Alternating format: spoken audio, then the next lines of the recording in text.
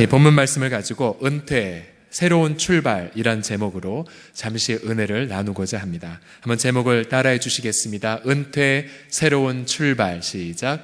은퇴, 새로운 출발. 1920년에 평안남도 대동에서 태어나 연세대학교 철학과에서 오랫동안 철학을 가르치신 김형석 교수님이 계십니다. 그분의 현재 나이는 97세가 되셨습니다. 혹시 이분보다 지금 나이가 많으신 분 혹시 손 들어주시겠습니까? 없으신가요? 네. 97세. 그러나 여전히 활발한 저술 활동과 강연을 하고 있습니다. 이분의 저서 100년을 살아보니 꼭 좀 읽어보십시오. 97세까지 사셨기 때문에 이제 저런 책 제목이 나오는 거죠. 이분의 말에 따르면 사람은 성장하는 동안 늙지 않는다고 말합니다. 그러면서 이분의 말에 따르면 인생의 황금기는 언제냐? 언제일까요? 60세에서 75세라고 말합니다. 제 말이 아니라 97세를 사신 분의 말입니다. 자, 이제 지금 현재 인생의 황금기를 살고 계시면 손 들어 주시겠습니까? 인생의 황금기. 여기다 해당. 그럼 목사님 저 아직 50대인데 그러면 준황금기? 아니면 아직 다듬지 않았으니까 그냥 돌덩이? 할 수가 있겠죠. 그래서 이분은 인생은 나이가 60이 되기 전에는 모든 면에서 미숙하다고 말합니다. 그러고 보면 저도 아직 한참 멀었네요. 미숙한 담임 목사가 여기 서 있습니다. 그러면서 자신뿐만 아니라 자신의 가까운 친구들 모두가 오래전부터 인생의 황금기가 60에서 75세가 된다라고 지금 믿고 계십니다. 그러기에 오늘 은퇴하시는 분들, 또 동일한 심경으로 함께 축하하기 오신 모든 분들, 어떤 면에서는 인생의 황금기에 방점을 찍고 있는 분이라고 할 수 있습니다. 그래서 저는 오늘 설교 제목을 이렇게 붙였죠. 은퇴, 새로운 출발이라고요. 오늘 우리가 읽은 신명기 말씀에서도 모세가 이스라엘의 지도자의 자리에서 은퇴를 하고 있습니다. 이 모세 나이 80세에 부르심을 받아 출애굽의 위대한 역사를 쓰임을 받았죠. 이제 모세도 40년간 주님과 동행하다가 사명을 다 이루고 이제 주님의 품에 안에 은퇴하는 장면을 우리가 읽었습니다. 그렇다면 은퇴가 왜 새로운 출발이 될까요? 두 가지입니다. 첫 번째로 은퇴는 과거의 은혜를 드러내기 때문입니다. 같이 읽겠습니다. 시작. 은퇴는 과거의 은혜를 드러내기 때문입니다. 우리 오늘 본문의 신명기의 34장 7절을 보시면 모세가 죽을 때 나이 120세였으나 그의 눈이 흐리지 아니하였고 기력이 쇠하지 아니하였더라고 말합니다. 이 모세가 죽을 때 눈빛이 흐리지 않고 또 기력이 쇠하지 않았다고 말한 이것은 뭐냐면 모세가 죽은 이유가, 은퇴한 이유가 육체의 생명이 끝나서가 아니라 그가 죽은 것은 사명을 다했기 때문이다 라는 것을 드러내기 위해서입니다. 여러분 분명히 이것을 기억하셔야 됩니다. 우리 예수 믿는 성도들은 사명을 다해야 죽습니다. 성도가 사명을 이루지 못할 때 우리는 죽지 못하지요. 이것이 바로 우리의 담대함이고 이것이 우리의 용기입니다. 예수 그리스도께서 33살 조금 지나서 십자가에서 인류의 구속을 다 이루셨을 때에 어떻게 선포하셨습니까? 내가 다 이루었다라고 말씀하셨지요. 아마 저는 예수님께서 내가 다 이루었다라고 선언하셨을 때에 그의 얼굴에는 미소가 번졌을 것이라고 상상을 해봅니다. 사명을 이루기 위해 이 땅에 오신 예수님, 동일하게 우리 성도들도 사명을 다 감당할 때에만 그때서야 우리는 이 땅에서의 생명을 다 마치게 됩니다. 특별히 우리가 성도들이 인생의 어느 나이의 시점에 은퇴를 하게 되면 그동안 그 성도를 이 땅에 보내셨고 또 그를 통해 일하신 하나님의 영광이 드러나게 됩니다. 모세, 그는 비록 은퇴를 했지만 그러나 모세를 통해 행하신 그간의 하나님의 영광은 더욱더 충만하게 드러났죠. 하나님은 모세가 모든 꿈을 잃어버리고 좌절했을 때에 그를 만나주셨고 그에게 새로운 꿈을 80살의 나이에 불어넣어 주셨죠. 모든 것이 다 끝났다고 여겼던 그 순간 하나님 모세를 부르셔서 정말로 400년간 고통했던 백성들을 자유케 하셨습니다. 그리고 모세를 통해 하나님 율법을 수여해 주셨죠. 그래서 모세의 인생은 인생의 그 정점에서 은퇴를 하지만 그동안 하나님이 모세를 통해 행하셨던 하나님의 영광은 더욱더 충만하게 드러나게 됩니다. 그러기에 우리도 인생의 어느 한 시점에 은퇴를 하게 될 때에, 혹은 정말 궁극적으로 우리의 육체의 못을 벗는 죽음의 날, 우리는 그러한 사모하는 기도를 남겨야 되죠. 과연 내가 지나간 인생 동안 은퇴하고 나서 나의 욕심과 나의 탐욕만 남았는가? 아니면 나의 뒤로 물러감을 통하여 하나님의 영광이 드러나는가? 저는 저와 여러분 모두가 다 우리 인생의 어느 한 시점에, 혹은 우리 인생 육신의 장막을 벗는 그날, 그동안 우리 가운데 함께 하셨던 하나님의 은혜와 영광이 충만하게 우리 가운데 나타나기를 예수님의 이름으로 축복합니다. 몇 년 전 제가 제주도에 갔었을 때에 그 배영규 목사님의 순교 기념비 앞에서 한참을 머무른 적이 있었습니다. 왜 그렇게 하나님께서 제게 저와 똑같은 나이에 있는 분들의 그런 삶을 알게 하셨는지 모릅니다. 그때 저번에 순교 기념비에 갔었을 때 저분이 42살에 순교하셨고, 그때 제 나이가 41살쯤이었던 것 같습니다. 한참 동안 봤죠. 나랑 같은 나이인데. 또 저분도 사모님이 계셨고 어린 자녀가 있었는데 이분을 하나님 왜 순교케 하셨을까? 한참 동안 그 앞에 머물러 있었습니다. 우리가 다 아시피 저분과 저분의 팀이 2007년도에 아프가니스탄에서 테러리스트에 의해 인질로 잡혔었죠. 그 당시에 배 목사님은 자신이 이제 살해당할 것이란 것, 누군가 살해당할 것이란 것을 예감을 했답니다. 이렇게 목사님 말씀하셨대요. 형제자매 여러분, 너무 걱정하지 마세요.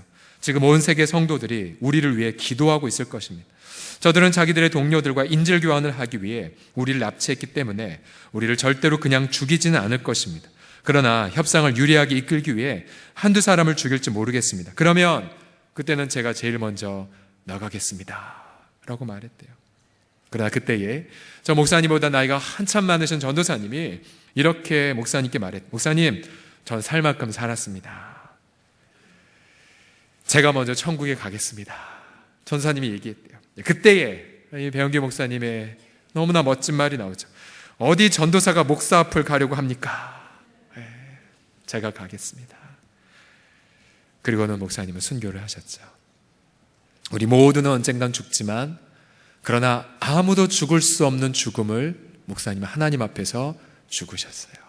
어떤 면에서 우리의 인생 가운데에 하나님이 주신 그 특별한 마음의 소망함을 조차 어차피 죽는다면 나의 그 죽음의 순간을 통하여 하나님의 그 무한한 영광이 드러난다면, 그럼 적어도 한 번은 그거에 대한 사모하는 마음을 가져보지는 않으셨었나요?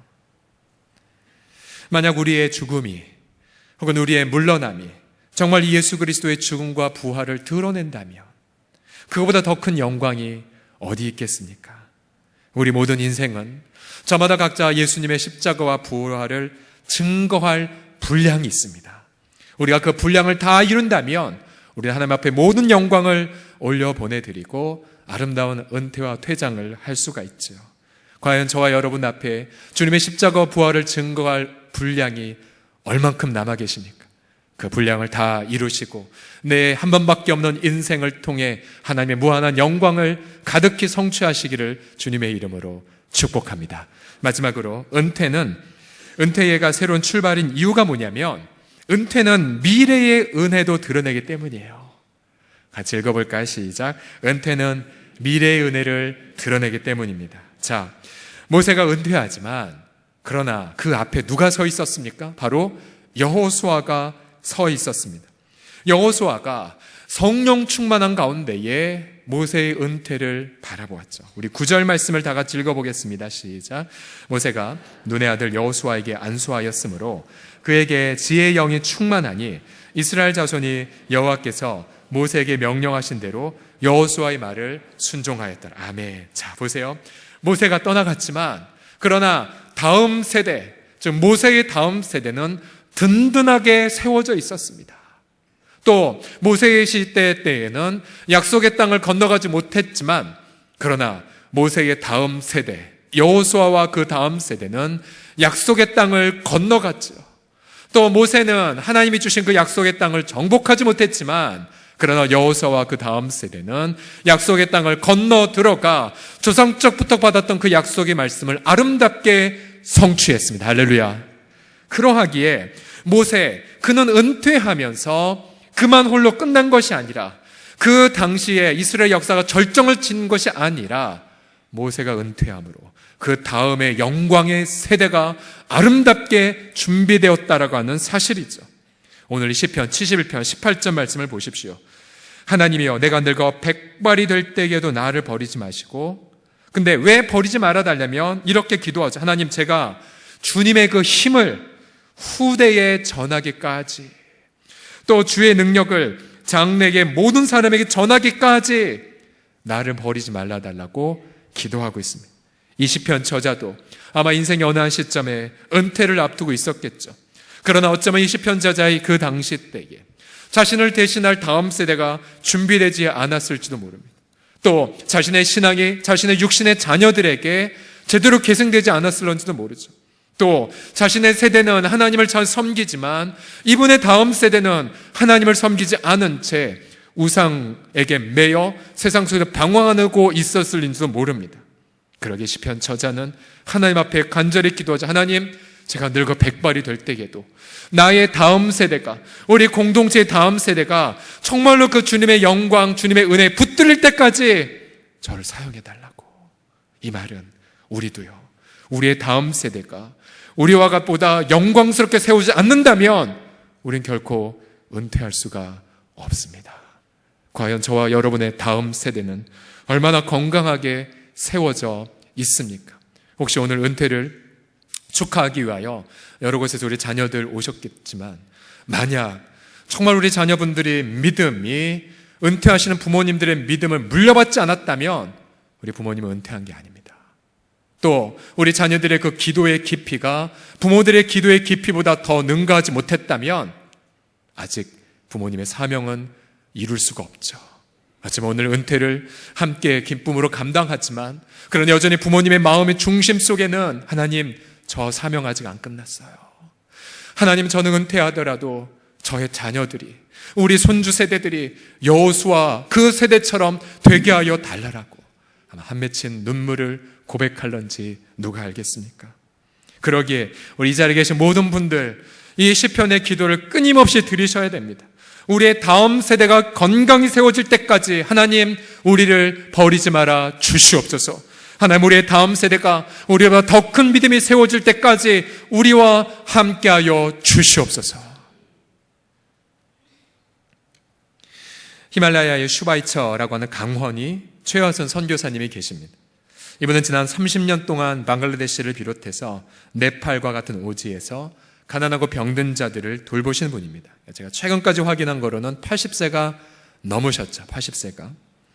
원래 이분은 의사였고 또 많은 재정적인 그런 돈을 많이 버셨던 분이었지만, 그러나 인생의 중반에 교통사고와 여러 의료사고를 겪으시면서 하나님의 인생의 그 가장 위기의 순간에 하나님의 자신을 선교사로 부른다는 것을 깨달았습니다. 주변 사람들이 반대했죠. 너 혹시 그냥 도망가는 거냐? 너 재산 빼달리고 도망갔냐? 그런 오해도 받았습니다. 그러나 이분은 오랫동안 기도하면서 아내에게 이러한 말을 합니다. 생선의 가운데 토막 같은 인생을 하나님께 드리고 싶다라고. 그리고 아내와 더불어 이제 나이 49살의 나이에 네팔에서부터 사역을 시작합니다. 그곳에 가셔서 정말 가난하고 소외된 이웃들을 섬기시고요. 하루는 할아버지 한 분과 두 분의 아들이 긴급하게 할아버지를 모시고 들어왔습니다. 배를 열어보니 온통 그 내장에 다 오염이 되어서 전복 막염으로 인하여 매우 위중한 상태였습니다. 피가 출혈량이 많기 때문에 두 아들 보고 빨리 피복 갖고 가져오라고 부탁을 해놓고는 수술에 들어갔습니다. 그러나 너무나 심각해서 이제 수혈을 하려고 하는데 아들들이 너무 무서워서 피를 못 뽑고 있는 것이었습니다. 그러자 이 선생님은 수술하다 말고 그럼 내 피 뽑으라고. 그리고 수술하다 말고 이 의사가 자신의 피를 뽑아서 이 환자에게 수혈을 했고, 그러면서 이 환자를 살렸습니다. 지금도 이분은 네팔에서 행렬병자와 거지들을 가슴으로 품어주면서 그 소외된 이웃들, 거지들은 이분을 가리켜 오 나의 큰형님, 나의 큰형님이라고 부르며 존경을 한다라고 합니다. 우리 시편 92편 12절과 14절에 보면 예수님이는 의인의 삶을 향하여 이렇게 말하고 있죠. 의인은 종려나무같이 번성하며 레바논의 백향목같이 성장하리로다. 이는 여호와의 집에 심겼으며 우리 하나님의 뜰 안에서 번성하리로다. 그 다음 같이 읽어볼까요? 그는 늙어도 시작. 그는 늙어도 여전히 결실하며 진에게 풍족하고 빛이 청청하니. 다시 한번 읽겠습니다. 그는 늙어도 시작. 그는 늙어도 여전히 결실하며 진에게 풍족하고 빛이 청청하니. 그러하기에 은혜는 나이가 들어갈수록 더욱 풍성해집니다. 그러기에 우리 성도들에게 은퇴란 오히려 더욱더 풍성한 은혜를 경험하는 새로운 출발이 될 줄을 믿습니다. 앞서 말씀드렸던 배영기 목사님 생전에 설교가 메시지에 이런 내용이 있습니다. 온전한 헌신은 마지막 것을 드리는 것입니다. 오늘 그 마지막 것을 드리는 우리 모든 분들, 이 귀한 은혜가 주님 앞에 사명을 다 감당하는 그날까지, 또 특별히 모든 오늘 은퇴하신 분과 은퇴하신 분의 자제분들이 이르기까지 충만하게 넘치시기를 예수님의 이름으로 간절히 축복합니다. 기도하겠습니다. 살아계신 아버지 하나님, 우리를 그리스도 예수 안에서 심어주셔서 나이가 들어갈수록 주님의 그 은혜를 경험하게 하여 주시고 세월이 지나갈수록 더욱더 성령 충만하게 하여 주심을 찬양드립니다. 우리의 겉사람은 늙어 후패할런지 모르오나 그러나 우리의 속사람은 날로 새로워질 줄을 믿습니다. 오늘 은퇴하시는 분들, 또 모든 자제분들 동일한 마음으로 함께 기뻐하며 예배하는 우리 모든 사랑하는 성도들의 삶 속에, 또 우리 성도들의 나이가 주 앞에 어떠한 나이인데 상관없이 날마다 예수님 안에서 새로워지게 하여 주시옵소서. 우리가 주님 앞에 사명을 다하는 그날까지 예수 그리스도의 은혜의 십자가와 부활을 증거하는 그 전도의 분량을 채워가는 우리 모두가 되게 하여 주시옵소서. 예수님의 이름으로 기도드립니다. 아멘. 우리 하나님께 영광의 박수 올려드리겠습니다.